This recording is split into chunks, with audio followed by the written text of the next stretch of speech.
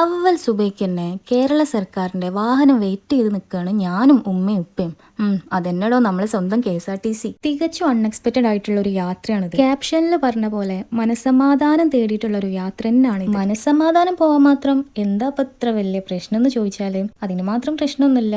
Little bit depressed ആണ്. അതൊന്ന് മാറ്റാൻ വേണ്ടിയിട്ടുള്ള യാത്രയാണിത്. കുളിച്ചൊരുങ്ങി ലിപ്സ്റ്റിക് എല്ലാം ഇട്ട് ഡിപ്രഷൻ മാറ്റാൻ വേണ്ടിയിട്ട് പോണ ആദ്യത്തെ ആള് ഞാനാവൂലേ? അങ്ങനെങ്കിൽ അങ്ങനെ, നോ പ്രോബ്ലം. കാര്യം എന്താന്ന് വെച്ചാല് എന്റെ ഫ്രണ്ടിന്റെ ബ്രദർ, അതിന് മാത്രം പ്രായമൊന്നുമില്ല, ജസ്റ്റ് 19 വയസ്സേ ഉള്ളൂ. ആ കുട്ടി ആക്സിഡന്റ് ആയിട്ട് ഞങ്ങൾ വിട്ടിട്ട് പോയി. അപ്പോൾ ആ ഒരു ഇൻസിഡന്റ് നടന്ന ശേഷം മൈൻഡ് ഫുള്ളി ആകെ വേറെ എന്തോ ഒരു അവസ്ഥയിലായി പോയി. ഞങ്ങൾ ബെസ്റ്റ് ഫ്രണ്ട്സ് ആയതുകൊണ്ട് തന്നെ റെഗുലർ ആയിട്ട് ഞങ്ങൾ ഒരു വീട്ടിൽ എപ്പോഴും ഉണ്ടാവാറുണ്ട്. അപ്പൊ അതുകൊണ്ട് തന്നെ ഓളെ വീട്ടുകാരായിട്ട് ഭയങ്കര അറ്റാച്ച്മെന്റ് ആണ്. നമ്മളെ പരിചയത്തിലുള്ളവർക്ക് പെട്ടെന്ന് എന്തെങ്കിലും സംഭവിക്കാന്ന് പറയുമ്പോൾ ഭയങ്കര ഇടങ്ങേറുള്ള കാര്യം. വേണ്ടപ്പെട്ട ഒരാളുടെ വിയോഗവും അതിനുശേഷമുള്ള ആ വീട്ടിലത്തെ അവസ്ഥയും മുന്നിൽ കണ്ടതുകൊണ്ടായിരിക്കാം എന്റെ മൈൻഡ് ഭയങ്കരമായിട്ട് ചത്ത അവസ്ഥയിലായി പോയി. വിൻഡോ സീറ്റിലിരുന്ന ആ മുടി ഇങ്ങനെ കൊളാവല് എല്ലാവർക്കും ഉള്ള സംഭവമാണല്ലേ. ആൻഡ് ഗായ്സ്, ഇതാണ് ഷെയ്ക്ക, എന്റെ ഉമ്മാന്റെ അനിയത്തിന്റെ കുട്ടി. ഇവരും ഉണ്ട് ഞങ്ങളെ കൂടെ. ഇവളെ പറ്റി പറയുകയാണെങ്കിൽ ഇവളൊരു മിറാക്കിളാണ്. കാരണം ആഫ്റ്റർ 12 ഇയേഴ്സിന് ശേഷം കിട്ടിയ കുട്ടിയാണിത്. ഈ ക്യൂട്ട്നെസ് എല്ലാം ഇവള് വാ തുറന്നാ പോയി. കാരണം ഇവളെ വായിന്ന് വരുന്ന വർത്താനം എന്റെ പൊന്നോ, ഈ വർത്താനം കേട്ടിട്ട് എന്റെ അമ്മ ഇവള് വിളിക്കുക ഞരമ്പ് മൂത്തത് എന്നാണ്. ഇവര് പകുതി വഴിന്ന് ഞങ്ങൾ കൂടെ കൂടിയതാണ്. ഞങ്ങളിപ്പോ പോണത് പൊന്നാനിയിലേക്കാണ്. നോർമലി ഞാൻ മൈൻഡ് ഔട്ടായിട്ടുള്ള ടൈമിൽ എൻ്റെ സിസ്റ്റർ ഉണ്ടാകുമ്പോൾ ഞങ്ങൾ എങ്ങോട്ടെങ്കിലും കറങ്ങാൻ പോകും. കുറേ പോയിട്ട് എവിടെയെങ്കിലും ടൈമിൽ സ്പെൻഡ് ചെയ്ത് എന്തെങ്കിലും എല്ലാം കഴിച്ച് കുറേ എക്സ്പ്ലോർ ചെയ്തിട്ട് ഞങ്ങൾ വരും. നമ്മുടെ മൈൻഡ് ഭയങ്കര കൂളായ പോലെയാണ്. സിസ്റ്റർ ഇല്ലാത്തതുകൊണ്ട് തന്നെ സിസ്റ്റർ അബ്രോഡാണ്. ഞാൻ ഉപ്പാനോട് പറഞ്ഞതാണ് മൈൻഡ് ഔട്ടായി എന്ന് തോന്നിയപ്പോൾ ഉപ്പ നമുക്ക് എങ്ങോട്ടെങ്കിലും പോയാലോ എന്ന്. അപ്പോൾ ഉപ്പാന്റെ സജഷനാണ് പൊന്നാനി പോവാന്നുള്ളത്. ഉപ്പ വല്ല മൈസൂര് കൊടൈക്കനാൽ ഊട്ടി കൊണ്ടാവും എന്ന് വിചാരിച്ചിട്ടുണ്ടെങ്കിൽ നിങ്ങൾക്ക് തെറ്റി. ഉപ്പ ഞങ്ങളെപ്പോലെ ആപ്പ ഉപ്പല്ല, അൽ ദീനിയാണ്. ദീൻ വിട്ട് ഒരു കളിയുമില്ല. പൊന്നാണിയെങ്കിൽ പൊന്നാണി. എനിക്കിപ്പോൾ വേണ്ടത് മനസ്സമാധാനാണ്.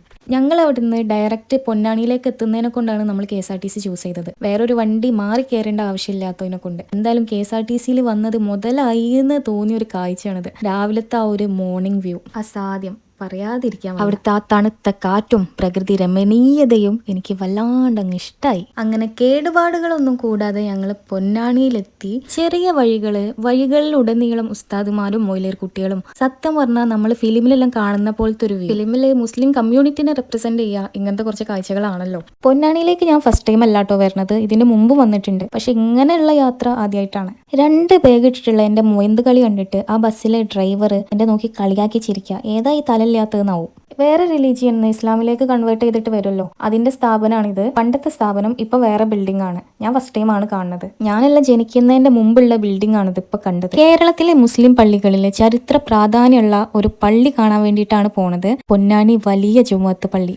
ഒരു കാലത്ത് മലബാറിലെ ചെറിയ മക്ക എന്ന് പൊന്നാനി അറിയപ്പെടാനുള്ള കാരണം തന്നെ ഈ ഒരു പള്ളിയാണ്. എന്റെ ചെറുപ്പത്തിൽ വെല്ലിമ പറഞ്ഞു തന്നിട്ടുള്ള അറിവാണ് ഈ ഒരു പള്ളിനെ പറ്റിയിട്ട്. ജിന്ന് പള്ളി എന്നാണ് വെല്ലിമ പറഞ്ഞു തന്നത്. ജിന്നുകൾ ഉണ്ടാക്കിയിട്ടുള്ള പള്ളി എന്നർത്ഥം. ആകാശം മുട്ടെ ശിരസ് ഉയർത്തി നിൽക്കുന്ന പള്ളി എന്ത് ഭംഗിയാന്നറിയോ ഡയറക്റ്റ് കാണാന്. ക്രിസ്തു വർഷം 1510 അതായത് ഹിജറ 925 ഷെയ്ഖ് സൈനുദ്ദീൻ നിർമ്മിച്ചതാണ് ഈ പൊന്നാനി വലിയ ജുമുഅത്ത് പള്ളി എന്നാണ് അറിയപ്പെടുന്നത്. ഇത് വില്യം ലോഗണ് അവരുടെ മലബാർ മാനുവലിന്റെ 2ാം ഭാഗത്തിൽ രേഖപ്പെടുത്തിയിട്ടും ഉണ്ട്. പള്ളിയുടെ നിർമ്മാണ ശേഷം ഷെയ്ഖ് സൈനുദ്ദീൻ മക്തൂം തന്നെ പള്ളിയിലെ ടീച്ചിങ് സ്റ്റാർട്ട് ചെയ്തു. മലബാറിലെ പള്ളി ദർസ് സമ്പ്രദായത്തിന്റെ തുടക്കം ഇതാണ് എന്നാണ് കരുതപ്പെടുന്നത്. ഞാൻ എവിടെ പോവാണെങ്കിലും ഇങ്ങനെ ചരിത്ര പ്രസിദ്ധമായിട്ടുള്ള സ്ഥലമാണെങ്കിൽ അതിന്റെ ഹിസ്റ്റോറിക്കൽ സൈഡ് കൂടെ നോക്കും. അങ്ങനെ നോക്കുമ്പോൾ നമുക്ക് കുറച്ചും കൂടി ക്ലാരിറ്റി കിട്ടും. ഈ പള്ളിയുടെ ഉൾഭാഗം കാണാൻ ഭയങ്കര ഭംഗിയാണ്. ഞാൻ ഇൻസ്റ്റാഗ്രാമിൽ റീൽസിൽ കണ്ടിട്ടുണ്ട്. പക്ഷെ നമ്മൾ ലേഡീസ് ആയതിനെ കൊണ്ട് പള്ളിയിൽ പ്രവേശനമില്ല. നമുക്ക് പുറമേ നിന്ന് കാണാനുള്ള അനുവാദം മാത്രമേ ഉള്ളൂ. ഈ പള്ളിയുടെ നിർമ്മാണ സമയത്ത് ഇതിന്റെ പണിക്കാർ ഏറ്റവും മുകളിലത്തെ നില പണിയെടുക്കുന്ന സമയത്ത് നോക്കിയപ്പോൾ കഅബ കണ്ട് എന്ന് പറയപ്പെടുന്നുണ്ട്. അങ്ങനെ അവര് ഇസ്ലാമിലേക്ക് കൺവേർട്ട് ആയി എന്നും പറയപ്പെടുന്നുണ്ട്. അതിലൊരു സ്റ്റോറി ഞാൻ ചെറുപ്പത്തിൽ കേട്ടിട്ടുള്ളതാണ്. എന്റെ നെയ്ബർ പൊന്നാനിയിലുള്ളതാണ്. അതുകൊണ്ട് തന്നെ ഞങ്ങൾ ചെറുതാവുമ്പോൾ കുട്ടിയൊക്കെ പൊന്നാനിത്തെ ഓൾഡ് സ്റ്റോറീസ് എല്ലാം പറഞ്ഞുതരും. അപ്പൊ നമ്മൾ കഥകളിൽ മാത്രം കേട്ടിട്ടുള്ള ആ ഒരു നമ്മൾ അന്ന് ഇമാജിൻ ചെയ്തിട്ടുള്ള ഒരു പള്ളിയുണ്ട്. അപ്പോൾ ആ പള്ളി റിയൽ ആയിട്ട് കണ്ടപ്പോൾ സത്യം പറയാലോ സന്തോഷം പറഞ്ഞറിയിക്കാൻ വയ്യ. ഹിസ്റ്റോറിക്കലി നോക്കുകയാണെങ്കിൽ ഭയങ്കര ചരിത്ര പ്രാധാന്യമുള്ള സ്ഥലമാണ് പൊന്നാനി. സ്വാതന്ത്ര്യ സമരം ആയിക്കോട്ടെ, അങ്ങനെ നമ്മൾ ചരിത്രം നോക്കുകയാണെങ്കിൽ ഭയങ്കര പ്രാധാന്യമാണ് ഇവിടെ. ഈ കുഞ്ഞാലിമരക്കാരെ സ്റ്റോറി എല്ലാം വായിക്കുമ്പോൾ അതിൽ മെയിൻലി കാണാം പൊന്നാനി എന്നാണ്.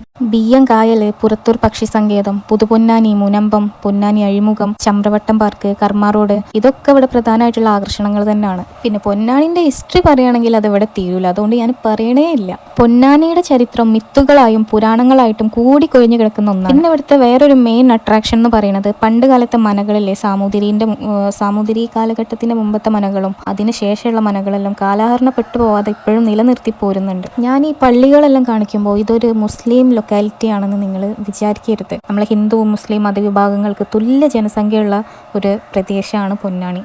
മതമൈത്രിക്കും സഹിഷ്ണുതയ്ക്കും പേരുകേട്ട പ്രദേശം. തിരുനാവായയിലെ നാവാമുകുന്ദ ക്ഷേത്രവും പിന്നെ തൃക്കാവിലെ ക്ഷേത്രം, കണ്ടകുറമ്പക്കാവ്, ഓം തൃക്കാവ് തുടങ്ങിയിട്ടുള്ള ഹിന്ദു ക്ഷേത്രങ്ങളും ഇവിടെ വളരെ പ്രശസ്തമാണ്. ഇപ്പോൾ നമ്മൾ കാണുന്നത് പൊന്നാനി വലിയ ജുമഅത്ത് പള്ളിയുടെ പള്ളിക്കോളാണ് കേട്ടോ. ഇവിടെ നിറയെ മീനാണ്. നമ്മൾ ഇൻസ്റ്റാഗ്രാം റീൽസിലെല്ലാം ചിലർ കണ്ടിട്ടുണ്ടാവും. നിങ്ങൾക്ക് കുറച്ച് ഫെമിലിയർ ആയിട്ട് പറയുകയാണെങ്കിൽ ദ ഫേമസ് മുട്ടപ്പത്തിരും ബീഫും ഈ ഒരു പ്ലേസിലാണ്. ഇൻസ്റ്റാഗ്രാമിൽ റീൽസ് എല്ലാം കാണുമ്പോൾ എപ്പോഴും വിചാരിക്കുന്നതാണ് അവിടെ പോകണം എന്നുള്ളത്. അങ്ങനെ ഫൈനലി ഞാൻ എത്തി, കണ്ടു, ഭക്ഷണം കഴിച്ചു. അതിൻ്റെ നമ്മളൊരു ഷോർട്ട് വീഡിയോ ഇട്ടിട്ടുണ്ട്. അപ്പോൾ അത് കാണാത്തവരാണെങ്കിൽ നമ്മൾ ചാനലിലുണ്ട്, ഒന്ന് ജസ്റ്റ് പോയി കണ്ടു നോക്കൂട്ടോ. അത് എക്സ്പെഷ്യലി മുട്ടപ്പത്തിരും ബീഫിന് വേണ്ടിയിട്ടുള്ള ഷോർട്ടാണ്. ആൻഡ് ഗൈസ്, ഇത് ഞാൻ നോമ്പിനെടുത്ത വീഡിയോ അല്ല, നോമ്പിന് മുമ്പ് ഞങ്ങൾ പോയതാണ്. എൻ്റെ മടി കാരണം ഇതുവരെ വീഡിയോ ഇടാൻ വേണ്ടിയിട്ട് പറ്റിയിട്ടില്ല. അപ്പോൾ നിങ്ങൾ ആരും തെറ്റിദ്ധരിക്കേണ്ട, നോമ്പിനാണോ പോയിട്ട് ഫുഡ് കഴിക്കണമെന്നൊന്നും വിചാരിക്കരുത്. നോമ്പിൻ്റെ മുമ്പത്തെ വീഡിയോ ആണ്. ഞാൻ വീഡിയോൻ്റെ സ്റ്റാർട്ടിങ്ങിൽ കാണിച്ചു തന്നിട്ടുള്ള ഒരു ബിൽഡിംഗ് ഉണ്ട്, ഓൾഡ് ബിൽഡിംഗ് എന്ന് പറഞ്ഞിട്ട്. അതിൻ്റെ ന്യൂ ബിൽഡിംഗ് ആണിത്. ഈ ബിൽഡിങ്ങിലാണ് അതർ റിലീജിയൻ എന്ന് വന്നിട്ട് ഇസ്ലാമിലേക്ക് കൺവേർട്ട് ആയിട്ടുള്ളവർ സ്റ്റേ ചെയ്യുന്ന സ്ഥലം. പിന്നെ അതേപോലെ അവർ ഡീറ്റെയിൽ ആയിട്ട് ഇസ്ലാമിനെ കുറിച്ച് പഠിക്കുന്നുണ്ട്. അങ്ങനെ കുറേ കാര്യങ്ങളെല്ലാം ഉള്ള സ്ഥലമാണിത്. ഐ തിങ്ക് എല്ലാ മതത്തിലും ഉണ്ട്, ക്രിസ്ത്യൻസിലുണ്ട്, ഹിന്ദുസിലുണ്ട്, അതേപോലെ തന്നെ ഇസ്ലാമിക് സ്ഥലമാണ്. എനിക്കിതിനെ പറ്റിയിട്ട് ആധികാരികമായിട്ട് പറഞ്ഞു തരാനുള്ള അറിവില്ല, അതുകൊണ്ട് എന്തെങ്കിലും പറഞ്ഞു തന്നിട്ടും കാര്യമില്ല. അതുകൊണ്ടാണ് ഞാൻ ഡീറ്റെയിൽ ആയിട്ട് പറയാത്തത്. അതിൻ്റെ ഉള്ളിലേക്ക് ഫോൺ അലൗഡ് അല്ല കേട്ടോ, അതുകൊണ്ട് അതിൻ്റെ ഉൾക്കാഴ്ചകൾ കാണിച്ചു തരാനുള്ള നിവർത്തില്ല. പിന്നെ ഞങ്ങൾ അതിൻ്റെ ഉള്ളിൽ പോയിട്ട് അവിടുത്തെ കാഴ്ചകളെല്ലാം കണ്ടു, അവിടുത്തെ കുറേ ആൾക്കാരോട് സംസാരിച്ച് അങ്ങനെ ഞങ്ങൾ വീണ്ടും ഇറങ്ങി. ഈ ബിൽഡിങ്ങിൻ്റെ അടുത്ത് തന്നെയാണ് നമ്മൾ നേരത്തെ പറഞ്ഞത് ഫേമസ് മുട്ടപ്പത്തിരും ബീഫുള്ള ഷോപ്പ് വരുന്നത്. പൊന്നാനിത്തെ ഫുഡ് അല്ലെങ്കിലും ഫേമസ് ആണ്, എസ്പെഷ്യലി നമ്മൾ മലബാർ ഏരിയത്തെ ഫുഡിന് ഫാൻസ് വളരെ കൂടുതൽ. ഹനീന എന്നാണ് ഈ കടൻ്റെ പേര് വരുന്നത്. സോഷ്യൽ മീഡിയ യൂസ് ചെയ്യുന്നവരാണെങ്കിൽ നിങ്ങൾക്ക് ഫെമിലിയർ ആയിരിക്കും. റീൽസ് ത്രൂ എല്ലാവരും കണ്ടിട്ടുള്ള ഒരു പ്ലേസ് ആണിത്. ഞാനും റിയൽ ടു റിയൽ എന്ന് പറയാലോ, അതേമാതിരത്തെ മൊമെൻ്റ് ആണിത്. ഇവിടെ വേറെ സ്നാക്സ് ഉണ്ടെങ്കിലും ഭയങ്കരമായിട്ട് ഹൈപ്പ് ഉള്ളത് ഈ ഒരു മുട്ടപ്പത്തിരിക്കാണ്. മുട്ടപ്പത്തിരും ബീഫാണ് ഇവിടുത്തെ മെയിൻ ഹൈലൈറ്റ്. എത്ര ഹൈപ്പുള്ള സാധനമാണെങ്കിലും നമ്മൾ പൊറാട്ടയും ബീഫിനെ കവച്ച് വെക്കാൻ കഴിയൂല മോനെ. പൊറാട്ടയും ബീഫും അതൊരു വികാരമാണ്. പിന്നെ ഞാൻ വീണ്ടും പറയാണ്, ഇത് നോമ്പിന് മുമ്പത്തെ വീഡിയോ ആണ്. നോമ്പില്ലാത്ത പെണ്ണാണെന്നൊന്നും വിചാരിക്കരുത്, അത്രേ ഉള്ളൂ. നമുക്ക് ഈ ഹോട്ടലിൻ്റെ ഉള്ളിൽ പോയിട്ടിരുന്നിട്ടും കഴിക്കാം, പുറത്തുനിന്നും കഴിക്കാം. അപ്പോൾ നമ്മൾ ചൂസ് ചെയ്തത് പുറത്തിരുന്ന് കഴിക്കാനാണ്. അതാണ് വൈബ്. നമ്മൾ സോഷ്യൽ മീഡിയ ത്രൂ കണ്ടതും അതാണല്ലോ, അതിനാണ് ഹൈപ്പ് തന്നെ വരുന്നത്. അപ്പോൾ ആ ഒരു രീതിക്ക് തന്നെ കഴിക്കണം എന്നുള്ളതാണ് എൻ്റെ ആഗ്രഹവും ആയത്. അതങ്ങ് സാധിച്ചു. ആൻഡ് ഫുഡിനെ പറ്റി പറയുകയാണെങ്കിൽ എനിക്ക് പേഴ്സണലി ആ ഒരു ഹൈപ്പിന് മാത്രമുള്ള ടേസ്റ്റ് ആയിട്ട് ഫീൽ ചെയ്തിട്ടില്ല. മേ ബി നമ്മൾ ഭയങ്കര ടേസ്റ്റ് എന്ന് വിചാരിച്ച് വന്നതുകൊണ്ടാവും. പിന്നെ മുട്ടപ്പത്തിരി ഞാൻ ഓൾറെഡി കഴിച്ചിട്ടുണ്ട് കേട്ടോ. എൻ്റെ ഉമ്മാൻ്റെ അനിയത്തി മുട്ടപ്പത്തിരി നന്നായിട്ട് ഉണ്ടാക്കും, അതുകൊണ്ട് തന്നെ നമ്മൾ ഓൾറെഡി ഇതിൻ്റെ ടേസ്റ്റ് അറിഞ്ഞിട്ടുണ്ട്. തീരെ ടേസ്റ്റ് ഇല്ല എന്നല്ല കേട്ടോ ഗൈസ് പറയണത്, ടേസ്റ്റി ആണ്, ബട്ട് ഹൈപ്പിന് മാത്രം ഉള്ളതില്ല എന്ന് മാത്രം. ഞാനിത് കഴിക്കണത് സ്റ്റോറി ഇട്ടപ്പോൾ ചിലവർ പറഞ്ഞു ഇതിനെക്കാട്ടിയും ടേസ്റ്റ് കർമ്മ റോഡിലുള്ള മുട്ടപ്പത്തിരും ബീഫാണെന്ന്. ഇനി നെക്സ്റ്റ് ടൈം അത് ട്രൈ ചെയ്യാൻ വേണ്ടിയിട്ട് പോകണം. പിന്നെ ഇവിടുത്തെ ആംബിയൻസ് എനിക്ക് വളരെ ഇഷ്ടമായി. കാരണം ആ ഒരു കുളത്തിൻ്റെ ആ സൈഡിൽ ഇരുന്നിട്ട് കഴിക്കുമ്പോൾ ആ ഒരു കാറ്റും ഭയങ്കര പീസ്ഫുള്ളായിട്ട് മൈൻഡ് ഫുള്ളി നല്ല കൂളായി. നിങ്ങൾ കഴിക്കാൻ താല്പര്യമുള്ളവരാണെങ്കിൽ സൺഡേ ഒഴികെയുള്ള ദിവസങ്ങളിൽ വരുന്നതായിരിക്കും ബെറ്റർ. സൺഡേ ആണെങ്കിൽ ഭയങ്കര ക്രൗഡാണ് ഇവിടെ. പിന്നെ ആ ഷോപ്പിലത്തെ കാക്കാർ ഭയങ്കര പാവങ്ങളാണ്. ഞാൻ ബീഫ് വീണ്ടും വേണമെന്ന് പറഞ്ഞപ്പോൾ വീണ്ടും തന്നു. പൊന്നാനി വലിയ ജുമഅത്ത് പള്ളിക്ക് സമീപമാണ് ഈ ഒരു ഷോപ്പ് വരുന്നത്. അപ്പോൾ താല്പര്യമുള്ളവരാണെങ്കിൽ വന്നിട്ട് കഴിച്ചു നോക്കൂ കേട്ടോ. പിന്നെ കുറേ പേര് വരുന്നുണ്ട് കേട്ടോ ഈ സ്ഥലങ്ങളെല്ലാം കാണാൻ വേണ്ടിയിട്ട്. ഞങ്ങൾ പോയപ്പോഴേ കുറേ ലേഡീസ് അടക്കം, പിന്നെ മദ്രസയിലത്തെ കുട്ടികൾ, അങ്ങനെ കുറേ പേരുണ്ട്. പിന്നെ പൊന്നാനിയിൽ പോയാൽ ഇതേപോലെ കുറേ മക്കാമുകൾ കാണാൻ വേണ്ടിയിട്ട് പറ്റും. ഞങ്ങൾ ഫസ്റ്റ് ടൈം ആയതുകൊണ്ട് തന്നെ ഞങ്ങൾക്ക് ഫുൾ ഡീറ്റെയിൽസ് ഒന്നും അറിയില്ല. ഞങ്ങളവിടെ പോയപ്പോൾ അവിടെയുള്ള ആൾക്കാർ പറഞ്ഞു തന്നതാണ്, നിയർ ഇങ്ങനെ ഒരു സംഭവം ഉണ്ട്, അവിടെ പോയി നോക്കൂ. അങ്ങനെ പറഞ്ഞ് ഞങ്ങളിങ്ങനെ നടക്കുകയാണ്.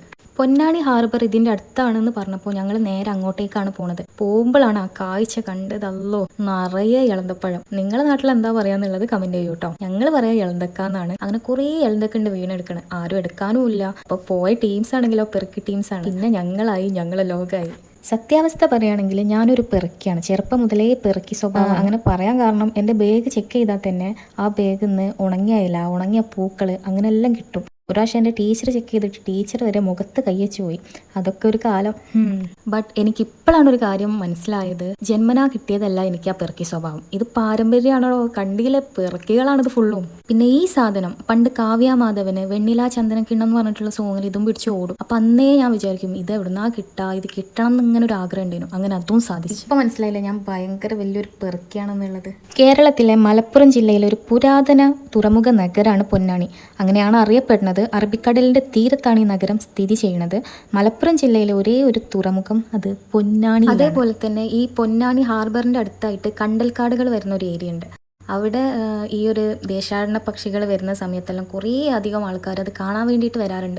ന്യൂസിലെല്ലാം കാണിക്കാറുണ്ടല്ലോ. ആൻഡ് ആൾസോ ഓണ സമയത്ത് ഓണാഘോഷത്തിൻ്റെ ഭാഗമായിട്ടുള്ള വെള്ളംകളി ഉണ്ടല്ലോ, അത് ബിയ്യങ്കായലിൽ വെച്ച് നടത്താറുണ്ട്.